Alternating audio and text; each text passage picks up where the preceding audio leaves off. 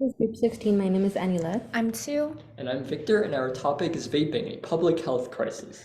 So, what is vaping? According to the CDC, vaping devices are e-cigarettes, electronically heated liquid, usually containing appealing flavorings and nicotine into an aerosol for inhalation into the lungs. So, as you can see, there are tank and mods, rechargeable e-cigarettes, and disposable cigarettes, and the percentages that you see on the bottom show how popular they are amongst the youth, with disposable e-cigarettes being the highest. And then what is the problem? Vaping has become more accessible for the younger population, which can result in transitioning to smoking cigarettes, a behavior that is the #1 leading cause of cancer. So why is it important? It's a fairly new topic, it's not FDA approved, not a safe alternative for tobacco, and it is causing a future epidemic of addiction.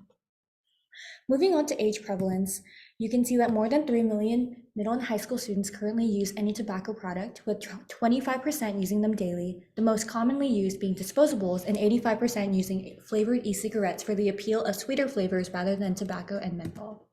And then here you can see that there's a dramatic increase from 2016 to 2019 amongst 8th graders, 9th graders, and 11th graders. And then here you can see that most of these grades got them from friends or those who are able to access them. And then here again, you can just see that there's a dramatic increase from 2017 to 2019 based off of their daily nicotine intake.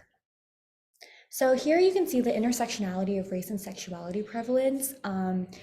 Basically, the idea is that POC who belong or identify themselves with the LGBTQ community are more inclined to e-cigarette usage rather than heterosexuality, whereas the only difference would be that white girls who identified as homosexuals were less inclined to e-cigarette usage.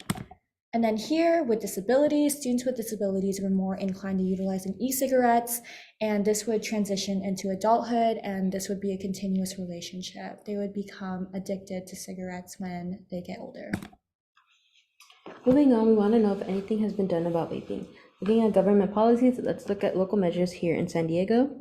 According to Mayor Todd Gloria's webpage, the SAFE Act was made effective in the beginning of 2023. It makes it unlawful for retailers to sell flavored tobacco products. Now looking at California measures, the CASAA compiled a list of California policies that include taxation on e-cigarettes, child-resistant packaging, age for tobacco products raised to 21, and in some counties, vaping is banned in public spaces.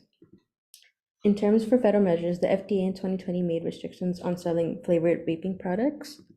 Lastly, measures that the healthcare system are doing can be seen in a study by Mary Metcalf et al., where a questionnaire was given to healthcare professionals displayed gaps in the vaping-related skills and knowledge. The goal of doing this was to build a guide in clinical skill training. From the measures we've seen, is it enough?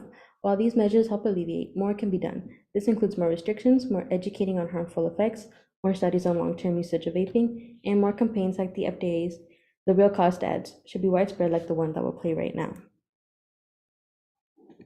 As we move into the 70s, I want you to keep in mind.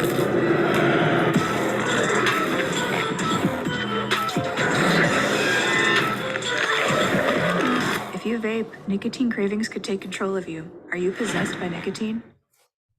Now, moving on, while information about vaping is publicly available online and is accessible with just a Google search, it's also in the vaping industry's best interest to mislead you about potential harmful effects of vaping.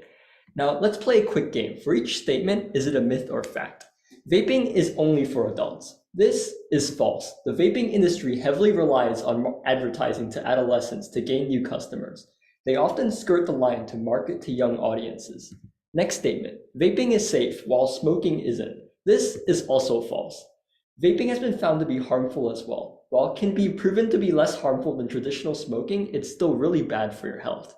And this is an example of an advertisement to young audiences. The vaping industry employs young actors to captivate teens and encourage them to vape. Now, how do we deal with these misconceptions? One way is to correct myths through providing reliable, factual information online. This can be found through the websites of organizations such as the WHO and CDC. We can also prevent the spread of these misconceptions using policies designed to regulate marketing and preventing misinformation spread on social media.